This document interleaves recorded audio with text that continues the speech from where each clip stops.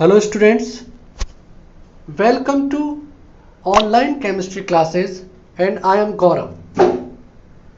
जैसा कि हमने पिछली वीडियो में जे थॉमसन का मॉडल पढ़ा, जे थॉमसन के द्वारा बताई गई ये बात कि एटम स्फेरिकल होता है और न्यूट्रल होता है,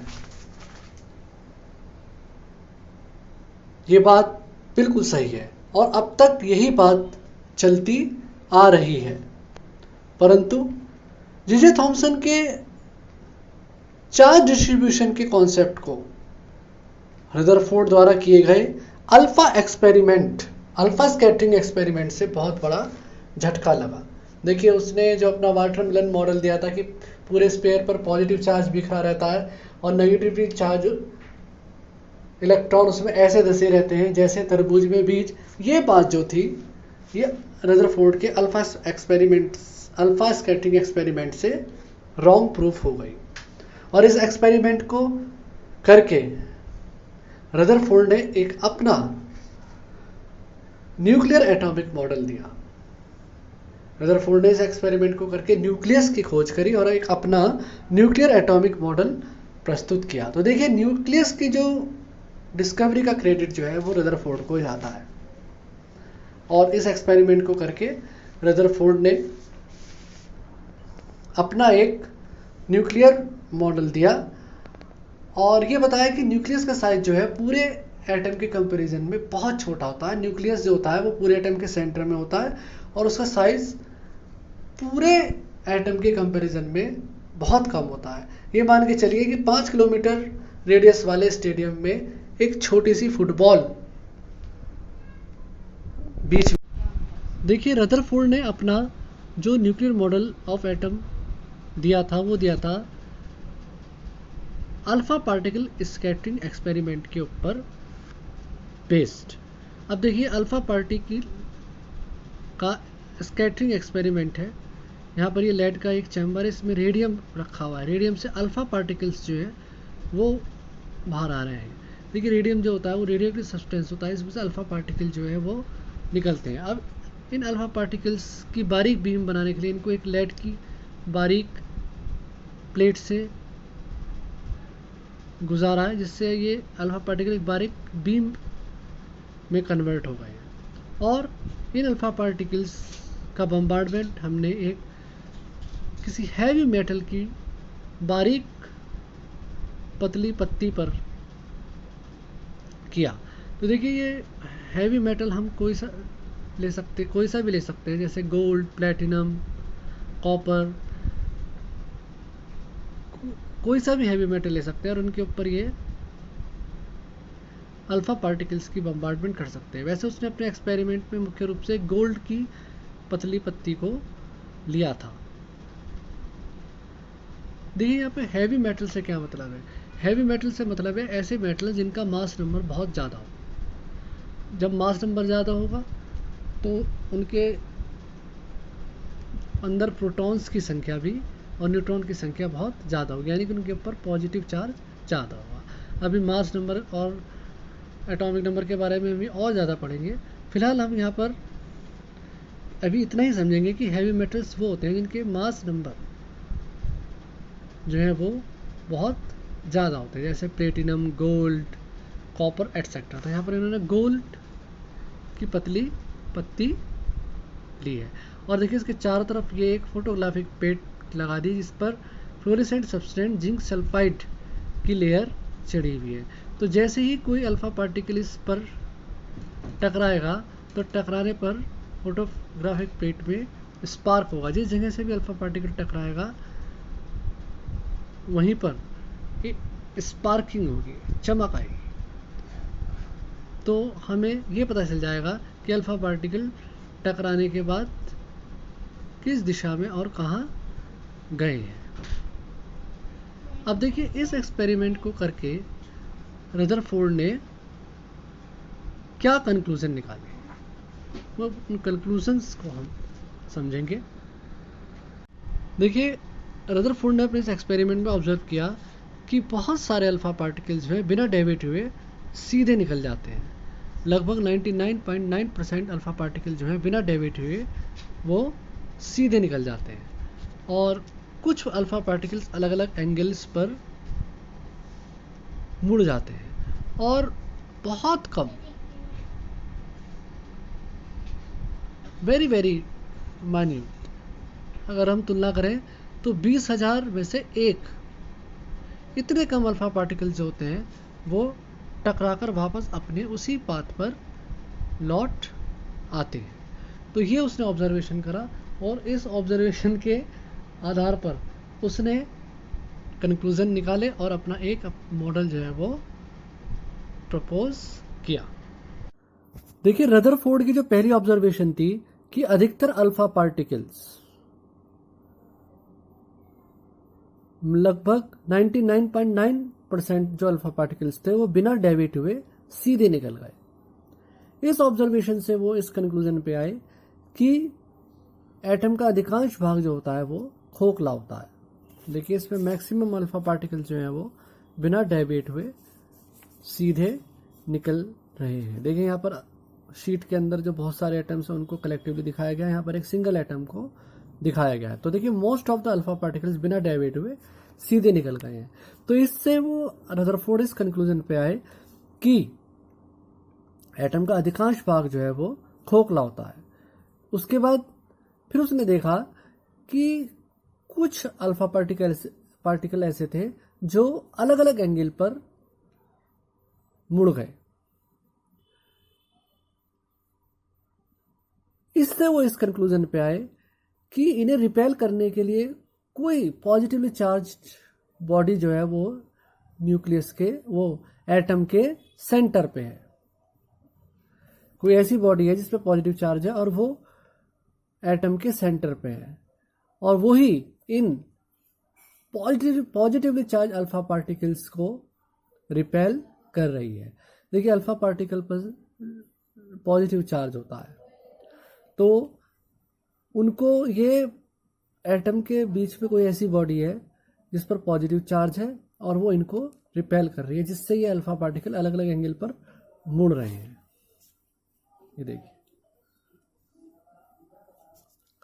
अब बहुत कम अल्फा पार्टिकल, लगभग 20,000 में से एक, इतने कम अल्फा पार्टिकल्स टकराकर अपने उसी रास्ते पर वापस लौट आए। देखिए, टकराने का मतलब है कि कोई मैसिव बॉडी, यानी कोई भारी मास वाली बॉडी जो है वो एटम के सेंटर पे है, जिससे टकराकर जो है अल्फा पार्टिकल तक वापस अपने उसी रास्ते पर लौट रहे हैं। देखिए, इससे एक बात साफ हो गई कि एटम का सारा वेट और उसका सारा पॉजिटिव चार्ज उसके सेंटर पर आकर इकट्ठा हो जाता है, और इसी सेंटर पार्ट को हम न्यूक्लियस कहते हैं। इस तरह से जो न्यूक्लियस की डिस्कवरी का क्रेडिट है वो रदरफोर्ड को जाता है। रदरफोर्ड ने ये बात बताई कि किसी भी एटम का सारा मास और सारा पॉजिटिव चार्ज उसके सेंटर पर एकत्र रहता है, और इस सेंट्रल पार्ट को हम न्यूक्लियस कहते हैं। तो अगर आपसे पूछा जाए कि न्यूक्लियस की डिस्कवरी किसने करी है, तो न्यूक्लियस की डिस्कवरी रदरफोर्ड ने करी है, और इन्हीं ऑब्जर्वेशन के आधार पर फिर रदरफोर्ड ने अपना एटॉमिक मॉडल दिया, जिसे हम न्यूक्लियर एटॉमिक मॉडल कहते हैं। देखिए, अब हम पढ़ेंगे रदरफोर्ड के मॉडल की कमियां। देखिए, मैक्सवेल ने बताया जब भी कोई चार्ज किसी अपोजिट चार्ज के चारों तरफ सर्कुलर मोशन करता है तो उसकी एनर्जी में लॉस होता जाता है। तो इसका मतलब जब इलेक्ट्रॉन किसी पॉजिटिव चार्ज न्यूक्लियस के चारों तरफ चक्कर लगाएगा तो उसकी एनर्जी में लॉस आएगा, और उसके इस सर्कुलर पाथ की रेडियस कम होती जाएगी, और ये स्पाइरल मोशन करता हुआ आखिरी में इस न्यूक्लियस में गिर जाएगा। लेकिन वास्तव में ऐसा नहीं होता है। तो जब रदरफोर्ड से बात पूछी गई तो रदरफोर्ड इस चीज़ को नहीं बता पाए। ये रदरफोर्ड के मॉडल की सबसे बड़ी कमी रही। देखिए अपने इन ऑब्जर्वेशन के आधार पर रदरफोर्ड ने अपना ये मॉडल दिया। उसके अकॉर्डिंग स्फेरिकल एटम के सेंटर में जो पार्ट होता है उसमें उस एटम का सारा पॉजिटिव चार्ज और सारा मास जो है इकट्ठा रहता है। इस पार्ट को बोलते हैं न्यूक्लियस। वास्तव में इस न्यूक्लियस में प्रोटॉन और न्यूट्रॉन स्थित रहते हैं और जो इलेक्ट्रॉन होते हैं इस न्यूक्लियस के चारों ओर उपस्थित इस एक्स्ट्रा न्यूक्लियर पार्ट में चक्कर लगाते रहते हैं। और ये जो जब इलेक्ट्रॉन चक्कर लगाता है तो इलेक्ट्रॉन और पॉजिटिव चार्ज के बीच का जो इलेक्ट्रोस्टैटिक अट्रैक्शन होता है, ये अट्रैक्शन इसके बाहर की तरफ लगने वाले सेंट्रीफ्यूगल फोर्स के द्वारा बैलेंस रहता है, जिस कारण ये इलेक्ट्रॉन जो है वो चारों ओर चक्कर लगाता रहता है अपने सर्कुलर पाथ पर। इस सर्कुलर पाथ को ही ऑर्बिट कहते हैं। देखिए इतनी बात जो थी वो रदरफोर्ड ने बता दी थी। अब देखिए रदरफोर्ड के अल्फा स्कैटरिंग एक्सपेरिमेंट के ऊपर एक क्वेश्चन एनसीईआरटी में भी दिया हुआ है। देखिए क्या है ये, why did Rutherford use heavy metal sheet gold sheet in his alpha scattering experiment. देखिए उसने हैवी मेटल की ही शीट क्यों ली। हैवी मेटल जैसे गोल्ड, प्लेटिनम, कॉपर, तो हैवी मेटल की शीट ही क्यों ली, स्पेशली गोल्ड की ली थी उसने। तो इसका आंसर हमें बताना है। देखिए सबसे पहली बात तो यह है कि इसका रीजन क्या है कि दे आर मोर डक्टाइल। जो हैवी मेटल होते हैं वो बहुत ज्यादा डक्टाइल होते हैं, उनकी बारीक शीट जो है वो आसानी से बनाई जा सकती है। दूसरी ये बात कि इनका मेल्टिंग पॉइंट जो है वो बहुत हाई होता है, जिस कारण जो अल्फा पार्टिकल टकराएंगे तो गर्म होने के कारण वो शीट पिघलेगी नहीं। शीट पतली बन सकती है हाई डक्टिलिटी के कारण, और उसका मेल्टिंग पॉइंट हाई होने के कारण वो पिघलेगी नहीं आसानी से। They do not melt easily due to collision. तीसरा ये कि उनका एटॉमिक मास इतना हाई होता है कि उन पर पॉजिटिव चार्ज बहुत जाते होते हैं। तो एटॉमिक मास का मतलब होता है नंबर ऑफ प्रोटॉन और न्यूट्रॉन, और क्योंकि एटॉमिक मास ज़्यादा तो ऑब्वियसली बात है प्रोटॉन और न्यूट्रॉन की संख्या ज़्यादा होगी, जिस कारण न्यूक्लियस पर पॉजिटिव चार्ज भी बहुत ज़्यादा होगा और वो आसानी से पॉजिटिव चार्ज अल्फा पार्टिकल को रिपेल कर पाएंगे। Due to very high atomic mass there is a high positive charge on nucleus, so they repel positively charged alpha particle more effectively। तो ये रीजन है कि जो अल्फा स्कैटरिंग एक्सपेरिमेंट था उसमें हैवी मेटल की शीट ली जाती है। यहाँ पर एक बात और ध्यान रखने की है कि ये ऑब्जर्व किया गया कि radius of the atom is of the order of 10⁻⁻10 metre, while the radius of the nucleus is of the order of 10⁻⁻15। जो पूरा एटम होता है उसकी जो रेडियस होती है वो होती है 10⁻⁻10 मीटर की, जबकि जो उसका न्यूक्लियस होता है उसकी ऑर्डर होती है 10⁻⁻15 मीटर की। और यहाँ से ये बात बिल्कुल पता चल रही है कि जो न्यूक्लियस होता है उसका साइज इतना छोटा होता है कि ये मान के चलिए जैसे कि कोई 5 किलोमीटर रेडियस वाला कोई स्टेडियम है, उसके बिल्कुल सेंटर में कोई फुटबॉल रखी हो। न्यूक्लियस का साइज पूरे एटम की रेस्पेक्ट में इतना छोटा होता है। अब देखिए यहाँ पर एक नया रिलेशन और हम पढ़ेंगे, relation between atomic mass and radius of the nucleus. देखिए R is equal to capital R0 A की पावर √3। यहाँ पर ये R जो है वो है radius of the nucleus, A जो है वो एटॉमिक मास, और ये R0 जो है वो है कांस्टेंट, और इस कांस्टेंट की वैल्यू रहती है 1.4 इंटू 10⁻⁻15 मीटर। अब देखिए ये फार्मूला हमने यहाँ पर R0 की वैल्यू के साथ लिख दिया। अब देखिए जैसे हमें पता चल गया था कि जो एटम का रेडियस होता है 10⁻⁻10 मीटर ऑर्डर का, और न्यूक्लियस का रेडियस जो होता है 10⁻⁻15 ऑर्डर का। तो इन दोनों की जो रेशियो होगी small r and capital R, small r है न्यूक्लियस की रेडियस और कैपिटल R है पूरे एटम की रेडियस। तो इन दोनों की जो रेशियो आएगी देखिए वो आएगी 10⁻⁻5।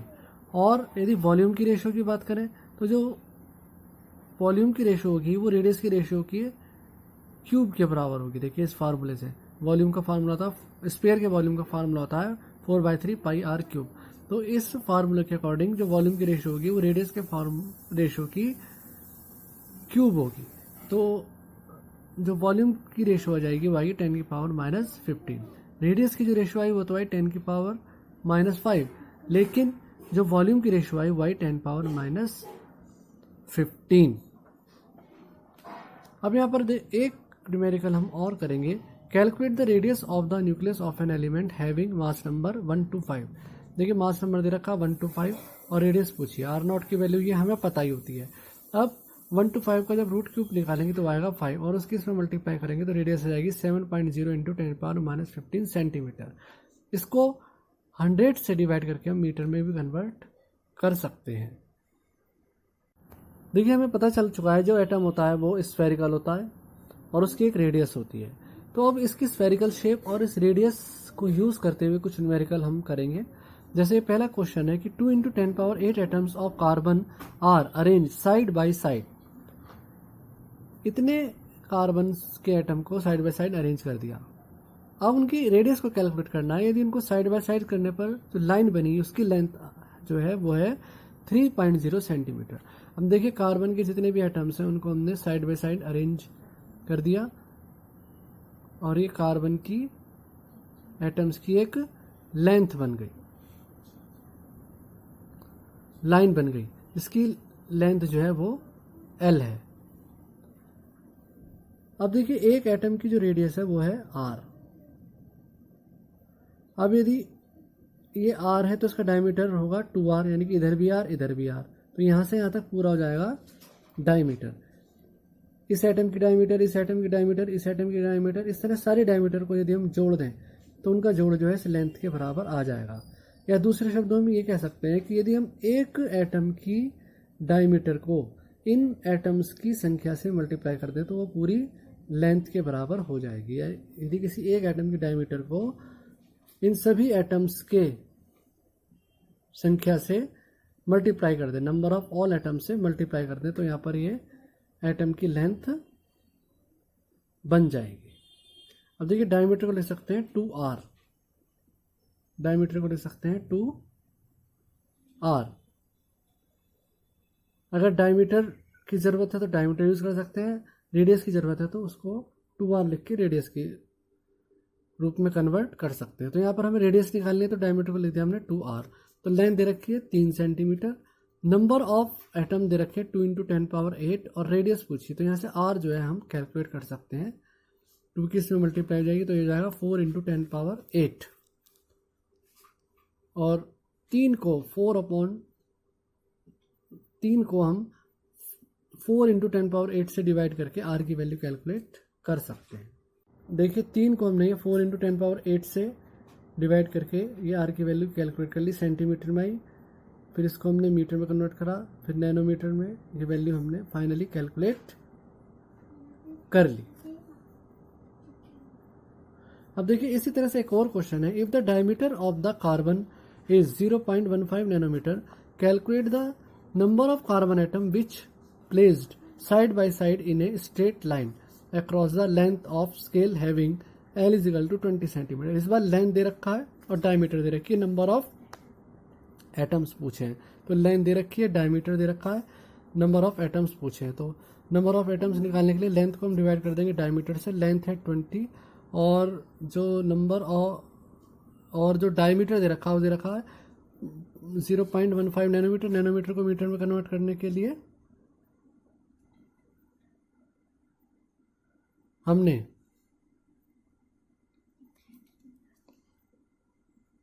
देखिए इसको जो देखिए एक न्यूमेरिकल हम और करेंगे।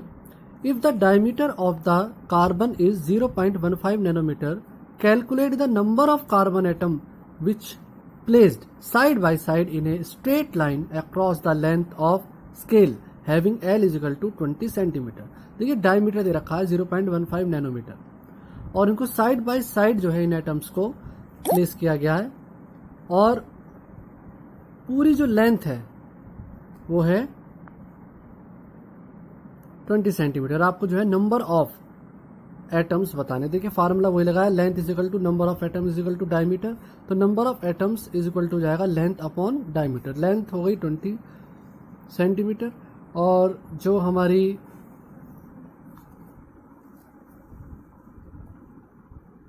डायमीटर वो दे रखी 0.15 इंटू 10⁻⁹ मीटर में कन्वर्ट कर लिया हमने इसको।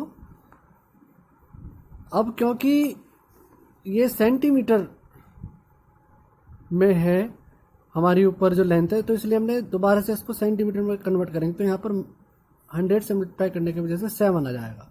तो देखिए 20 को जब हम इससे डिवाइड करेंगे तो यहाँ पर आपका ये आ जाएगा 133.33 इंटू 10 की पावर, ये माइनस के 7 ऊपर जाके प्लस के 7 हो जाएंगे। देखिए 10 की पावर -9 मीटर हो गया था ये। अब इसको सेंटीमीटर में कन्वर्ट करने के चक्कर में दोबारा से 10⁻⁷ आ गया। तो हमारे जो नंबर ऑफ एटम आ गए वो आ गए 133.33 इंटू 10⁻⁷ एटम्स।